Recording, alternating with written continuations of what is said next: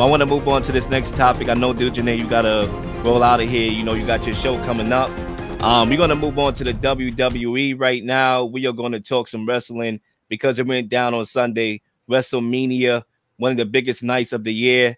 And Dujunnea, man, let's get right into it, bro. Cody Rhodes, he conquers the Bloodline to win the Universal title.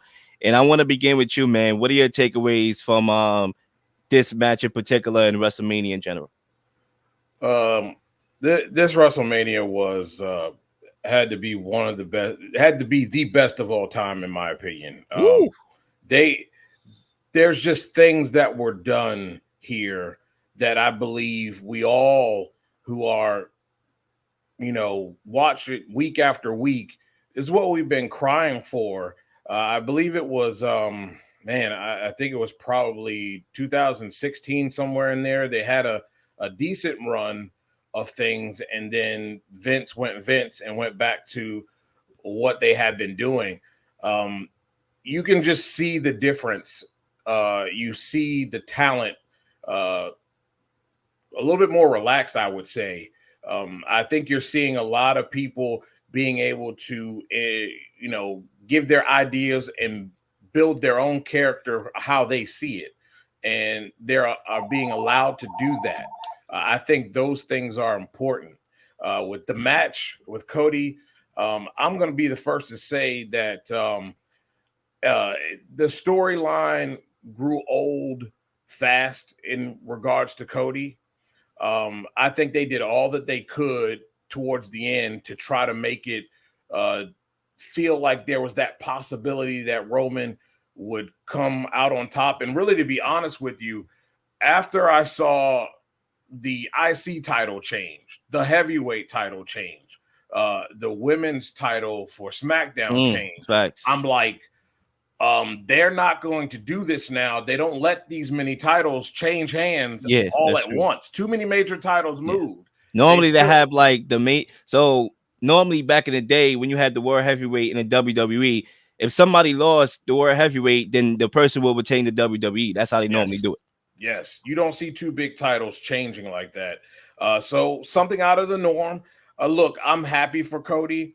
I just think it's the moment to me, as much as the Cody crybabies were happy about that. And I'm happy for Cody too. I just feel like the moment was very much diminished because they started this track a year ago. Like all of us saw this coming. There was no doubt that he was going to lose this. And it was great how they inserted, they worked in the Bloodline rules and how guys came out to Cody's defense. I enjoyed that. The story was great in that regard. And I thought that's what makes it palatable, right? Just the way that they went about their business with this particular match made it very palatable. But I still say Cody's moment could have been bigger if they just didn't start right after WrestleMania last year, with this storyline of this comeback kid. And, you got to give the tribal chief his due. I feel bad for him in a way, just kind of how it all went down. But it's going to be fun to see what happens from here on out. We talk about guys who are on a run. They're chasing something, right? And their promos and what they do in regards to the story of chasing this championship is phenomenal. And then when they get the title, they kind of fizzle. Mm-hmm. But the fizzling starts with the fans. So my question is how quickly are the fans going to turn on Cody Rhodes when he becomes, because he's the face? People think faces are boring. Look at what happened to Kofi Mania. Kofi Mania could have been a heck of a lot better until the fans turned on him. Facts. And they had no choice but to take the title. Big E, same thing. Yep. Had the opportunity. Everybody wanted it. Oh, push. They were elated, and then they turned on him. I want to know how quick it's going to be before they turn on Cody Rhodes. But I think Cody has the ability to really take this title to another place where it has been, but it's not over for the Bloodline. They'll be doing something different um, with them. But I was happy for him for the ending. I think all the other antics after that is a little over the top for a guy with what they did on Raw and all of that. I mean, they didn't do that for Roman. It felt kind of disrespectful, but I understand what it is. They're playing into that story about his dad and all of that. So I get it. And I'm happy for him.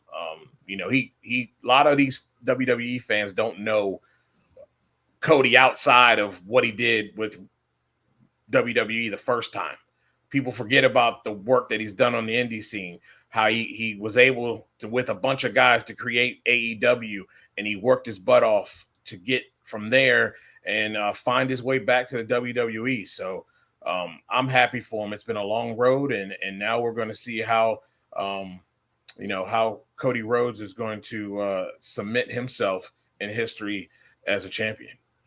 I'm glad you brought up Kofi Kingston because this kind of reminds me of that situation where you kind of knew that they were going to, crown Kofi Kingston the title because he was going to be the first African American to have that at WrestleMania. So you kind of saw that coming. And then with Cody Rhodes, you kind of saw it coming too, especially when you talk about the state being Philly being known to have the famous Rocky movies and the Rocky theme. And I saw this coming without binoculars. But I think for me, we could sit here and acknowledge Cody Rhodes, but I want to acknowledge our tribal chief right here. Now, I want to acknowledge his brother right now because at the end of the day, he has had the greatest title run in WWE history, in my opinion.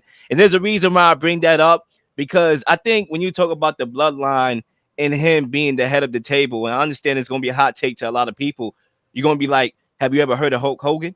Have you ever heard of Steve Austin? Have you ever heard of John Cena? Yeah, I know those guys clearly. But when you talk about, him being the head of the table and how his run actually elevated those guys in the tribe. You got to think about how he elevated those guys in the tribe. For example, you had Jimmy Uso. You had the Uso brothers that created a whole WrestleMania match at WrestleMania from the tribe. So when you talk about Steve Austin and his run and Hulk Hogan and his run, that was tied to individual dominance, right? Yeah, obviously they played their part in helping the WWE, especially Steve Austin, become what it is with the Attitude Era and all that. But when you talk about just elevating the locker room, even the Cody Rhodes side of the ordeal was tied into Roman's dominance. How he elevated those guys and created multiple layers of stories that is still going to prolong. Come on, 3.5 years on top of that. It's probably the best run in WWE history. I understand that's going to probably garner some headlines, but I wish that the WWE kind of allowed him to have the title because I like history. I understand a lot of people, the Cody Rhodes crybabies, wanted him to finish his story and all that, but I like history. I like historical context and living in historic moments. And I thought going for that record would have been something that probably would have made sense. But at the same time, I do see an outlet based on how everything transpired at the end of the match where they can actually grow the story in regards to Roman as far as The Rock, right? So let's say The Rock sees Roman down and out. He doesn't have the title no more. Is he going to be the guy that wants to be at the head of the table, the final boss? And now you may create a Rock versus Roman match, which you wanted at WrestleMania to begin with. That was the initial, matchup before the crybabies, we want Cody, came into play and they pivot to another creative direction. I think there's another, layer that you can actually progress in regards to Roman, The Rock, the Bloodline, and also Cody Rhodes. And I'm not gonna lie, I thought the matchup was pretty good. I thought, having the Undertaker, John Cena come out to help Cody Rhodes defeat the Bloodline. I actually thought that was creative. Even if it felt kind of a bit too much, I still thought it was creative. Man, I'm not gonna lie. It was a decent WrestleMania. It was a decent WrestleMania. I'm not gonna lie. The WWE cooked up, and I'll pass it back to you, Dujunnea, because I want to get into this real quickly here. I want to know how you felt and your thoughts on The Rock's individual WrestleMania performance, being that it was a couple years since he was in the ring. Well, I'm going to address this right here. Seth is injured. that was a big reason of him dropping the title as well. He's injured. There's no doubt about it. He's wrestled injured for a while now. He's going to go get healed up. I thought The Rock did what he needed to do because he's not a 100% ready to have that real match yet. I'm sure they did a lot of work. Of course, we know how much The Rock is in shape, but we're talking about ring shape. And we've seen some guys come in there that had been out for a while, a la Shane McMahon, come in and blow a knee, just, doing something simple because he hadn't been in the ring in a while. Yep. So I think Rock was protected. He did what he needed to do, of the things that he does best. That's why you didn't see him much in the tag team match. It was very smart. The promos, he's finally started to get in his bag, and he started getting that feel back. I think he earlier in the beginning, he had been out of it, been in Hollywood, and it's a little different than being out there cutting promos in WWE. And it just took him a while to get in his groove, and then he really got in his bag. And so I thought overall it was the right thing. It was good. It was very well done. Didn't expose Rock too much. And the fact that he said he's going away for a while, I just see him going away for a while. I think Roman's going to go away for a while. And I think we're going to, when Rock faces Cody for that title match, I think you're going to see Roman interfere and likely cost him the match somehow. And with that, we will have our Rock and Roman, face and match there. He'll be ready to go. And I think that's why he's going away for a while. He's going to really put in some work so he can work well in the ring and do what he does best. So it'll be nice. It'll be very nice to see what's going on here. But like I said, I thought Rock did a good job. And I thought they did a good job of not exposing him too much, especially exposing him to injury. There's a couple of points I want to get into real quickly before we close. I want to go back to my Roman point before I come back to The Rock, because there's some points that I left off the table, because I understand a lot of people won't come from my take. So I want to make sure I have enough ammunition to blow them away, because I think you also look at it from the on-camera persona that I think Roman Reigns has developed over time. He's unrecognizable. He's really developed that villain persona, and his on-camera skills has gotten significantly better. Now, he's not The Rock. Okay, he's not John Cena. He's not gonna wow you like those guys on the mic, but that has been developed. And we forget the dominance of the group he was in, the Shield, where you had Dean Ambrose and you had Seth Rollins. They went undefeated for a year. People forget about that. And Roman Reigns was a part of that group. They went undefeated for a whole year prior to them, splitting and Roman Reigns having his individual dominance. So I'm telling you, bro, understand, his historical, title reign is going to fly over people's heads. But I'm not going to lie, this might be the biggest run and the best run when you consider the dynamics, the elevation of the locker room of the guys creating multiple layers of stories. You got to give him that crown to me. But I want to come back to The Rock, because I do want to respond. I'm not going to lie. Physically, he looked in shape, but I just don't think that his body really, I saw a lifeless Rock. If that makes sense. I saw a stiff Rock, a guy that looked like he the night before worked the 24-hour shift at Walmart before he literally. But I did think that they protected him in a way where they masked some of those layoff. You want to lay off, you might be rusty, so you could mask around, do certain things in the match. And right. I think they kind of mask those things. But he still rocked us with the camera, the overselling, when he got spit. I want to play that clip real quickly here. Look at this, man. The selling. That's why he's The Rock. Exactly. Not only that, but the referee, when he told the referee, you better not count. You know what I'm saying? Otherwise you're fired. You know what I'm saying? It's little stuff like that that's the reason why he's The Rock. Look at this. Look at this selling right here. I mean, come on. That's why he's The Rock right there. There's little nuances like that I could, I understand. You was out for the ring. You was out from the ring for a couple years. You may be a little stiff. You may be a little lifeless. But at the end of the day, I could respect everything that The Rock brings. And the match was 40 minutes long. It was a good Yeah, night. But it was. anyway, we're gonna close here. Dujunnea, one last takeaway that you want to leave us with, after WrestleMania.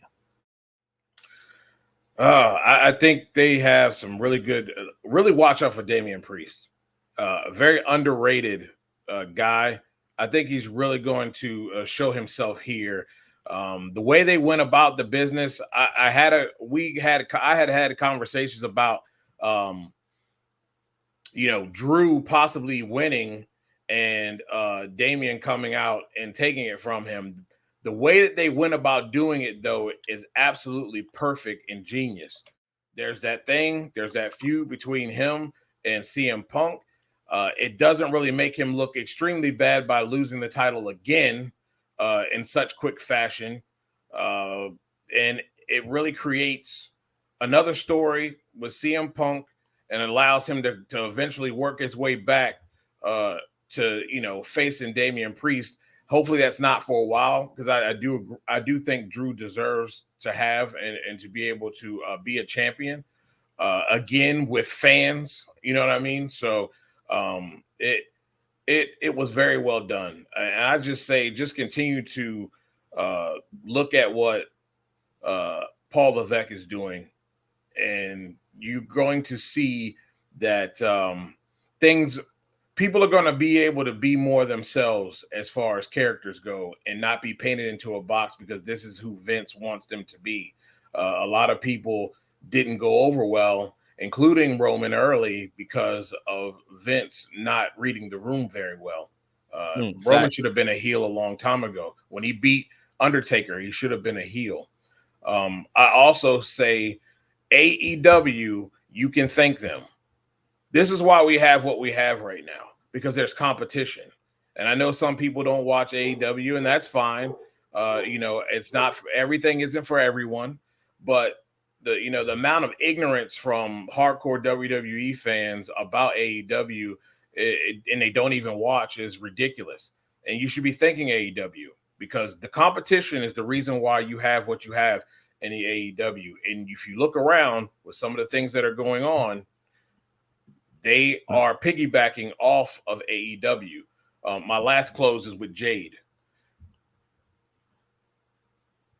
Tony Khan made her a star. And as we can see, she was a spot fest at WrestleMania. She still has work to be done. But Tony Khan made her look good by keeping her to what she does best. I thought they did an excellent job in that match, allowing her to clean up and do what she does best. I think it's just going to take time. I think the biggest thing with her is remembering, the entire sequence of things. And that's going to take time. But there's no doubt she's a great athlete. And they're going to start putting her out there right now. But I do not think she will be used like a Goldberg. She will evolve. She will grow. She's got Cody there. And, they brought her over for a reason. And I don't blame her for coming in and trying to go to WWE to take advantage of this opportunity to be on the bigger stage, because she's a lot older than we think. And her career ain't going to be that long. So I really say, kudos to Tony. And I really appreciate what WWE has done with her and not rushing her out there and making her look bad or potentially getting other people hurt. So it was very well done. Black Girl Magic was in full effect, and I was all here for it. Yeah, this is my last takeaway, and then I'm closing here. I just think when you talk about, the WWE and the reliance on the veterans, and just staying connected with them, right? Because I understand the WWE has a elongated history with how they treated their, workers. I understand it wasn't always the best. You could go span back, decades, what happened to Bret Hart and the Hart family and all that. But just to see, you look in the NFL, for example, you take a guy like Calvin Johnson, who was the face of Detroit, right? Who was triple teamed, and he doesn't even have a relationship with the organization to even be allowed to come back. Like I heard one point, he couldn't even get into the stadium. Is this Calvin Johnson, Megatron, can't even get into the stadium? Are you serious? Not every organization treat its players, or locker room guys or workers in a good way. And the fact that the WWE has stayed connected with guys like the Undertaker who came back, guys like John Cena who came back to help the young guys, to help the new generation succeed. I'm always going to commend that. Even CM Punk, who's still wrestling right now, obviously he had the bicep injury. He still has had value, for the company, being on WWE TV, commentating at WrestleMania, interfering with the matchup to the storylines. All these guys are finding ways to help, the WWE grow. And I do like that point that you made about the competition of AEW, because it was the competition of WCW that jump started the Attitude Era and the urgency to grow and make sure that, the WWE was number one. So, Dujunnea, we're going to close here. I want to thank you for coming on this show, and I'm looking forward to the next one. Before you leave, just plug yourself in. I know you got a show coming up in an hour. How can my listeners listen? Well, we are on the Not Bland Show on Facebook. You can listen to us or watch us on the Not Bland Show YouTube page. Like and subscribe there. We're going to have on Elon Warner, who does the Drag Race Bracket Bonanza. We're going to talk a little bit about week 3 and what's coming up. Some new stuff coming up in that department. And we're going to have on a crew chief. We're going to go to school, ladies and gentlemen. We're going to learn a little bit about what happens when there's a malfunction that you can't find on race day and race weekend. What is the process when you get back to the shop of dissecting and figuring out where that problem is?